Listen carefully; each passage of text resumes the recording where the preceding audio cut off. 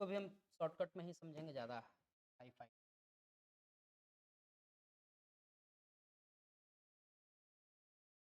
ये क्या है?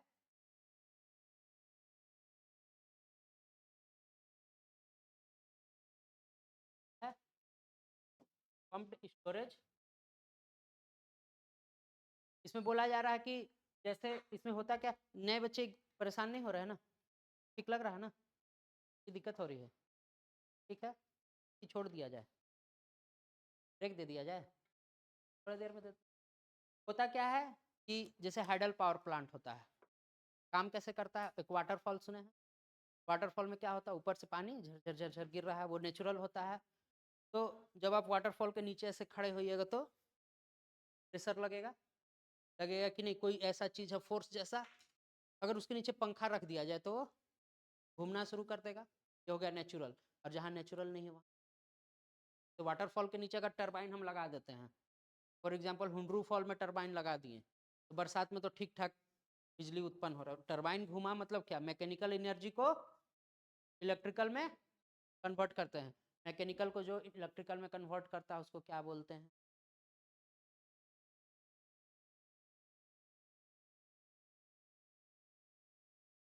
क्या बोलते हैं? और जो इलेक्ट्रिकल एनर्जी को मैकेनिकल में कन्वर्ट करता है, नहीं, मैकेनिकल को जो इलेक्ट्रिसिटी में कन्वर्ट करता है उसको जनरेटर बोलते हैं। क्या? जनरेटर। और जो इलेक्ट्रिकल को मैकेनिकल में करता है उसको डायनोमो। ठीक है, तो ये क्या कर रहा है?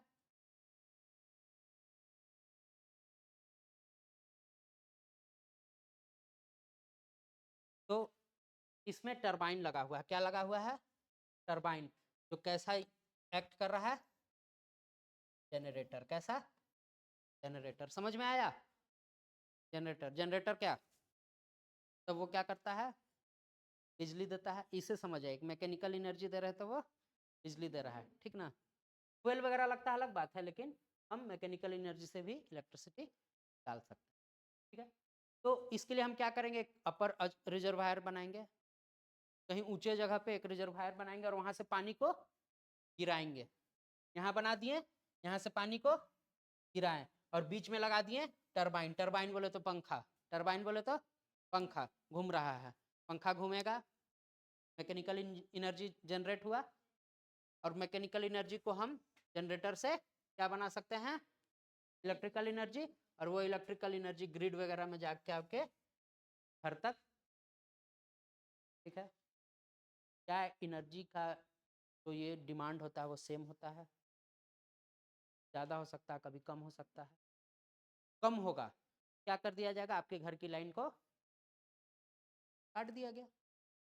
24 घंटे है, मान लो इतना ही बिजली बना कि 6 घंटे बिजली दिया जा सकता है, तो क्या किया जाएगा? बिजली को काट दिया जाएगा। सिंपल। बिजली नहीं है, जब ज़्यादा हो गया तो प्रॉब्लम है। मान लो कि जितना ज़रूरत है उससे ज़्यादा बिजली पैदा हो गया, तो फिर हम क्या करेंगे? क्या करेंगे? करेंगे उसको स्टोर करेंगे। क्या करेंगे? स्टोर। लेकिन स्टोरेज के लिए अपने पास उतना अभी पुख्ता व्यवस्था नहीं है। इसी कारण बोला जा रहा है कि हाइड्रो पावर स्टोरेज है, तो क्या किया जाए? पंप्ड किया जाए। पंप्ड का मतलब कि अगर बिजली ज़्यादा उत्पन्न हो गया, कोई दिक्कत नहीं, बिजली ज़्यादा उत्पन्न हो गया कोई दिक्कत नहीं, घर पे मोटर, ये टंकी कहाँ लगा रहता है? छत पे। नीचे बोरिंग है, बोरिंग से पानी ऊपर ले जाना है, आप क्या यूज करते हैं? मोटर। टंकी पे भर गया, अब फिर एक मोटर यूज करते हैं जो आपके नल तक पानी देता है। समझ में आ रहा है? जमीन से बोरिंग से पानी ऊपर ले जाने के लिए मोटर का यूज कर रहे हैं, लेकिन जब ऊपर से पानी हमको नीचे लाना है तो कोई मोटर का जरूरत नहीं है। यहाँ भी वही है, ऊपर टंकी है, नीचे नल है। टंकी से जब नीचे पानी आएगा तो क्या हमको इलेक्ट्रिसिटी का जरूरत है? लेकिन यहाँ पर पानी हमेशा भेजते गए भेजते गए भेजते गए, यहाँ बढ़ते गया, वहाँ पर कमी हो गया, कहीं से आ तो नहीं रहा है सोर्स। फिर क्या करना पड़ेगा? यहाँ के पानी को वापस यहाँ भेजना पड़ेगा, और नीचे वाले पानी को ऊपर भेजना पड़ेगा तो अपने को क्या जरूरत पड़ेगा?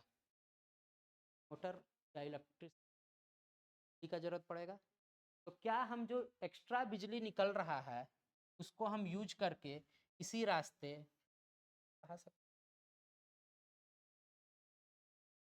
दिख रहा है ग्रीन वाला क्या दिखा रहा है? Direction of water flow while discharging और direction of water flow while charging. का मतलब क्या हुआ?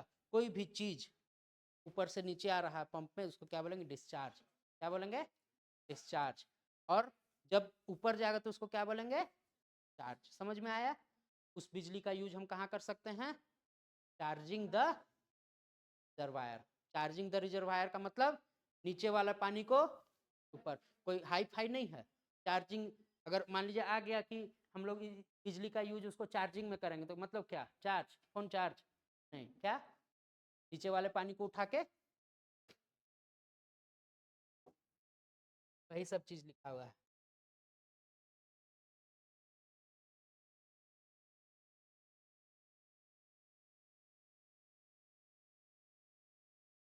ये बताए थे, ये बताए थे। ज्यादा प्रेशर नहीं लेना है, ठीक ना? पढ़ाई होते रहेगी धीरे धीरे धीरे धीरे करके। पढ़ाई एकदम ये है, स्टडी है। तो ऐसा नहीं कि एक ही दिन में पूरा एकदम पढ़ लिए फिर प्रसाद बन गए, वैसा नहीं। समझे? धीरे धीरे होता रहेगा। ज़्यादा टेंशन नहीं लेना है, बिल्कुल भी नहीं। इतना तो काबिलियत है कि नहीं होगा तो भी हो सकता है जिंदगी, है ना? लास्ट 72% ब्रेक देते हैं। नहीं, थोड़ा पढ़ा लेते हैं। क्या है? Tax payer opted for new tax time. बताए थे आपको क्या? दो टाइप का रिजाइम है, कौन कौन? ओल्ड और न्यू। कैसे होता है अलॉट?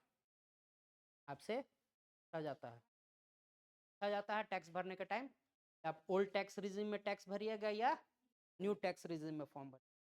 मान लीजिए आपने ओल्ड चुन लिया, ठीक है? तो ओल्ड चुन लिया तो क्या ओल्ड से न्यू में जाया जा सकता है? क्या आपने ओल्ड चुन लिया, कितने टैक्स रिजिम?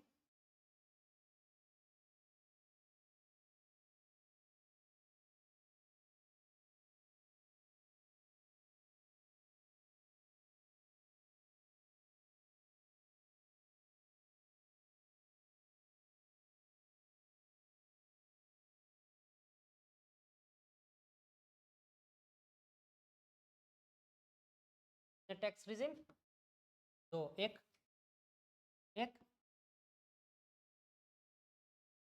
ये किस पे डिपेंड करता है कि ओल्ड में रहे या न्यू पे? सरकार डिसाइड करती है या आप आप डिसाइड करते हैं कि हमको ओल्ड टैक्स रिजिम में रहना है या न्यू टैक्स रिजिम में। इन टैक्स रिजिम में क्या स्लैब है? पढ़ाई हो गई है? हो गई है? पेज पलटिएगा, देखिएगा। बहुत ज़्यादा इंपॉर्टेंट नहीं है, जेपीएससी वाले को कोई इंपॉर्टेंट, पीएससी वाले थोड़ा सा देख लीजिए। वो भी एकदम डाटा याद करना, एकदम दिमाग लगा देना। क्या है? बस इतना जानना है कि हाँ ओल्ड में कुछ था और न्यू में कुछ था। दो तीन स्लैब याद हो जाए तो और अच्छा बात है, ठीक है? तो ओल्ड से हम चाहेंगे, कौन चूज किया कि हम ओल्ड में रहेंगे? कौन चूज किया कि हम न्यू में रहेंगे? इट्स मेरा डिसीजन, ठीक है? सरकार को टैक्स लेना आप, लेकिन कौन चूज करेगा कि हम किसी में नहीं रहेंगे? तीन नल लगेगा, एक में गर्म पानी, एक में ठंडा पानी। तो गर्म पानी से नहाना वो गर्म वाले पानी में, जिसको ठंडे वाले पानी से नहाना जिसको उसको ठंडे पानी में। या तीसरा है जिसको नहीं नहाना वो तीसरे नल के नीचे बैठेगा, है? नहीं, टैक्स में नहीं। ओल्ड और न्यू, हम ओल्ड ऑप्ट कर लिए, हम ओल्ड ऑप्ट कर लिए, लेकिन हमको लगा नहीं, हमको कहाँ शिफ्ट करना है? न्यू में। कर सकते हैं, कर सकते हैं। हम न्यू वाले में चले गए, फिर मन किया कि नहीं ओल्ड वाले में आ जाते हैं। कर सकते हैं। No U turn. नो वाले में क्या है? No you. समझ में आया? क्या न्यूज में आया है वो दिखाते हैं आपको। न्यूज में क्या आया है? 72% of the personal income tax payer opted for new tax regime. मतलब 72% जो टैक्स पेयर हैं वो कौन सा रिजाइम चुने, न्यू टैक्स रिजाइम। बस समझ में आ रहा है, कॉन्सेप्ट जानते हैं तो सब जानते हैं। आईटी रिटर्न क्या है नहीं है वो सब लिखा है। Eco sensitive areas in Western Ghats, पढ़ा दिए थे वेस्टर्न घाट कल ही, सबको पता चल गया वेस्टर्न घाट। उसी का न्यूज आया कि इको सेंसिटिव जोन। हाँ एक चीज और इसमें बता,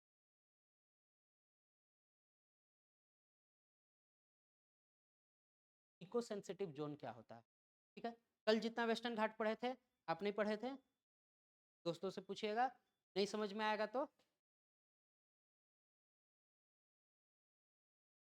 क्या है इको सेंसिटिव जोन, क्या समझ में आ रहा है वर्ड से।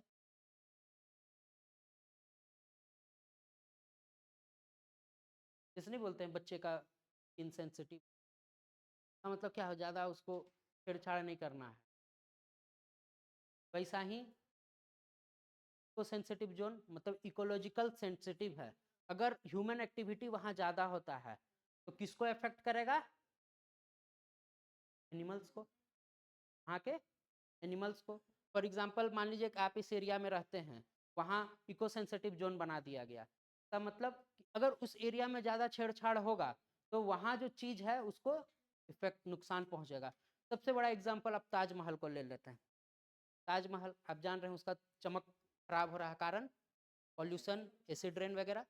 तो अगर ताजमहल के चारों तरफ सरकार कर देती है, ये ताजमहल मान लीजिए है, ऐसा है भी, ये ताजमहल है, ठीक है। ताजमहल डिटोरेट हो रहा है, क्यों, पॉल्यूशन वगैरह के कारण। पॉल्यूशन को रोकने का सबसे अच्छा उपाय, गाड़ी उस एरिया में चलाइए ही। बहुत सारे पार्क वगैरह में देखते हैं कि गाड़ी वगैरह नहीं चलती है, कि यहाँ पर यार शुद्ध हवा है, यहाँ रहने दो, साइकिल वगैरह चलाइए। बहुत सारा है एरिया, मोराबादी सुबह सुबह जाइए, एक एरिया को मार्केटिंग कर देता है, क्यों, कि वहाँ पर गाड़ी वगैरह नहीं चलेगा, पॉल्यूशन कम होगा। दूसरा है कि थोड़ा जो दौड़ वड़ रहा है उसको भी आराम होगा। तो ताजमहल के चारों तरफ हम क्या बना दिए, एक एरिया हम ये कर दिए। या मान लीजिए पूरा आगरा है तो आगरा का कुछ एरिया को हम इको सेंसिटिव जोन में ले आए। इसका मतलब हुआ कि यहाँ पर व्हीकल नहीं चलाना है, गाड़ी नहीं चलाना, कोई ऐसा चीज नहीं करना है जिससे पॉल्यूशन हो, फैक्ट्री नहीं लगाना है। समझ में आ रहा है, ये नहीं कि फैक्ट्री लगा दिए हैं ताजमहल के बगल में सब धुआं इसी को सोख रहा है, नहीं। तो इस एरिया को हम क्या बोलेंगे, इको सेंसिटिव जोन, ठीक है।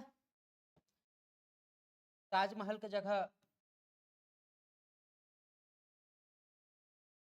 फॉरेस्ट भी हो सकता है, ठीक है।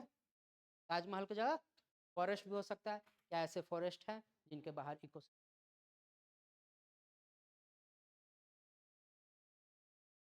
फॉरेस्ट मतलब जंगल, झारखंड आप घूमे हैं, लगभग जंगल है। घर कहाँ है आपका, और साहेबगंज, ठीक है, चलिए बढ़िया। नहीं, यहाँ रांची से निकले साहेबगंज की ओर, बीच बीच में जंगल आता रहेगा, बहुत सारा जंगल आता रहेगा, लेकिन क्या सब जंगल इको सेंसिटिव जोन में है, कौन सा जंगल। साहेबगंज में कोई पार्क है, पार्क नहीं, बर्ड सेंचुरी, बर्ड सेंचुरी सब याद करना है, ठीक ना। साहेबगंज में कौन सा है, वाह, राजमहल। तो उस एरिया को सरकार चाहेगी बचाने के लिए। फॉर एग्जाम्पल लातेहार आप जाते हैं, पेटला नेशनल पार्क, तो उस एरिया में अगर आपको इंटर करना है तो सरकार क्या चाहेगी कि नहीं, बैन हो, वैसी गाड़ियाँ चले जिसका धुआं प्रदूषण कम हो, है ना। या फिर नहीं ही चले, सरकार ऐसी व्यवस्था कर दे कि अगर इसके अंदर आपको घूमना है तो इलेक्ट्रिक व्हीकल यूज कीजिए, हो सकता है। तो उस एरिया को हम क्या बोलेंगे, इको सेंसिटिव जोन। सरकार एक ये लाई है। अब एक चीज और हम बताएंगे, ठीक है, एक चीज और बताएंगे। दो चीज आप सुनते हैं, एक सुनते हैं नेशनल पार्क और एक सुनते हैं wild life sanctuary. What is national park, what wild life sanctuary, बताइए। नेशनल पार्क कितने हैं झारखंड में, एक, वाइल्ड लाइफ ज्यादा है। इससे क्या पता चला कि ज्यादा इंपॉर्टेंट कौन है? National park. नेशनल पार्क मतलब बड़ा ताऊ, छोटा ताऊ, चाचा। समझ में आया?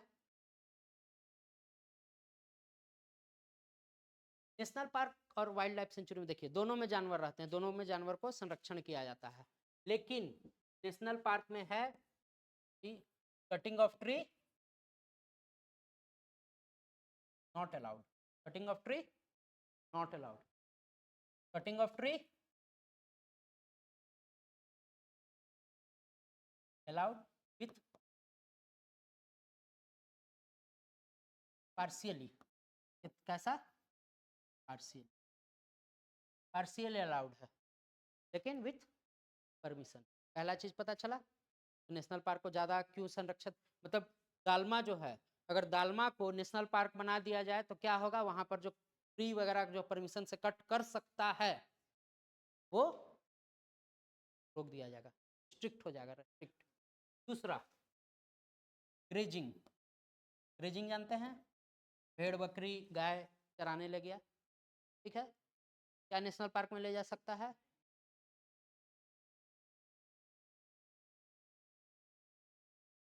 ले जा सकता है। कैसे ले जा सकता है? फिर से ये पार्शियल अलाउड विथ परमिशन, ठीक है, समझ में आया? दो इम्पोर्ट। और थर्ड जो हम आते हैं इसमें होता है एक, क्या होता है? Buffer zone. इसमें हो भी सकता है और नहीं भी हो सकता। बफर जोन का मतलब जैसे बेतला में टाइगर को बचाने के लिए जो ये बनाया जा रहा है, जंगल जैसे आप घुसेंगे तो तुरंत एकदम घना जंगल पहुंच जाएंगे। हाँ? नहीं नहीं, ये बफर जोन नहीं है, कोर एरिया। बफर जोन नहीं, कोर। क्या होगा? कोर। कोर जोन हो सकता है, होगा, और इसमें कोर जोन नहीं होगा।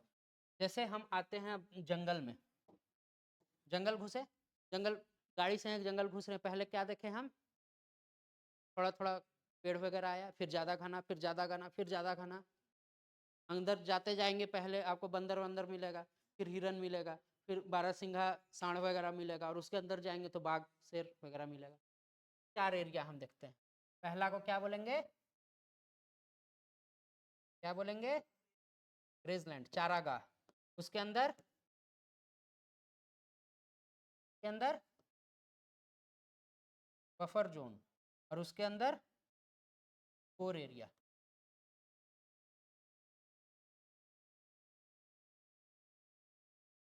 बाहर जो है वो आपका तो भी है ना, सेटलमेंट।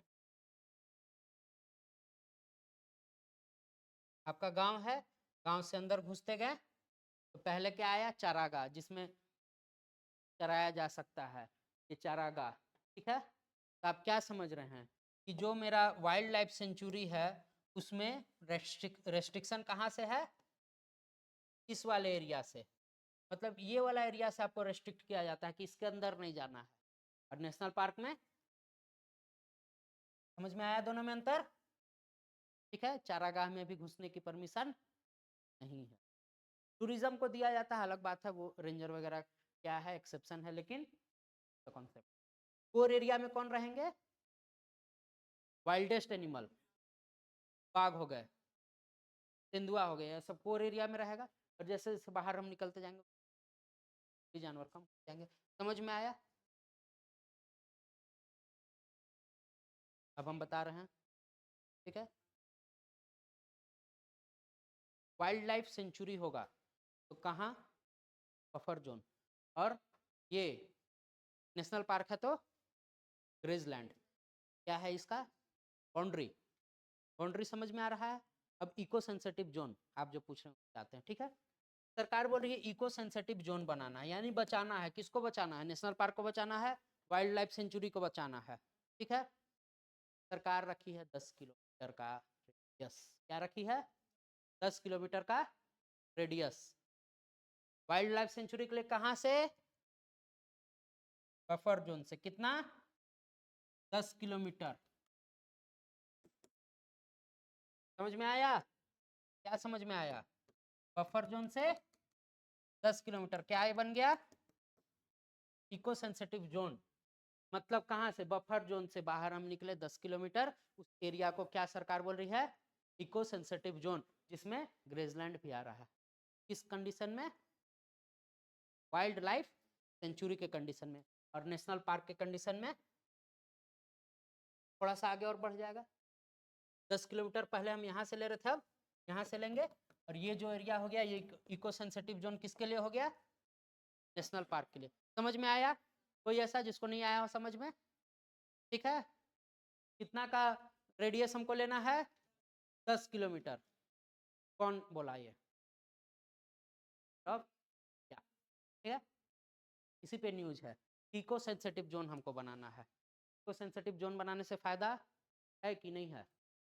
है। समझ में आ गया क्या बेनिफिट है? अपने दिमाग में सोचिए, वो सब बेनिफिट समझ में आ गया। आपका कंफ्यूजन दूर हुआ जागृति? क्वेश्चन क्या है? वेस्टर्न घाट्स बनाना है। अब आते हैं वेस्टर्न घाट के मैप में।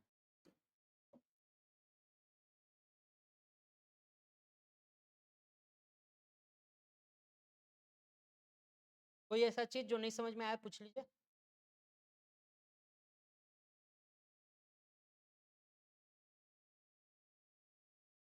ये वेस्टर्न घाट का मैप है।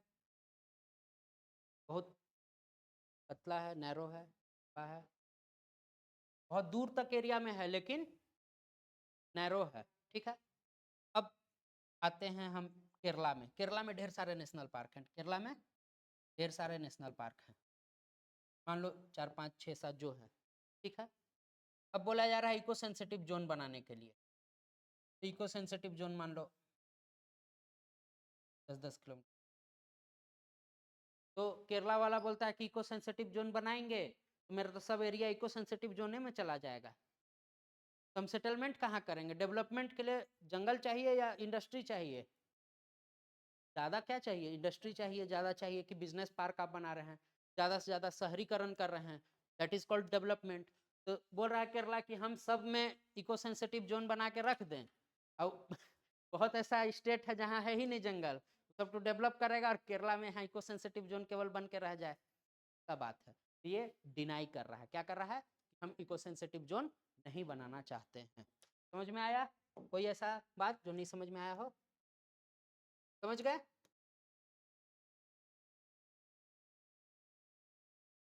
ब्रेक देते हैं 1 मिनट का।